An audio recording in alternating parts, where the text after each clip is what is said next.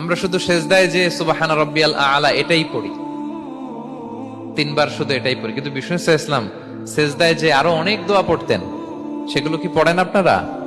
বিষ্ণু ইসলাম সুবহান রাব্বিয়াল আলা এর পাশাপাশি তিনি সেজদায় যে পড়তেন সুবহানাকা আল্লাহুম্মা রাব্বানা ওয়া বিহামদিকা আল্লাহুম্মা গফিরলি। এটা জানি না আমরা অনেক।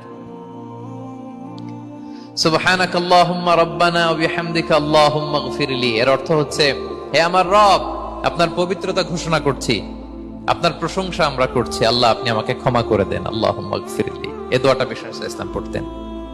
এছাড়াও বিষ্ণুই পড়তেন সুবহুন কুদ্দুসুন রব্বুল মালাইকাতি ওয়ার রূহ, সকল ফেরেশতাদের অধিপতি রব, সবচেয়ে বড় ফেরেশতা যার 600 পাখা, জিব্রাইলের রব, সেই রবের প্রশংসা আমি করছি।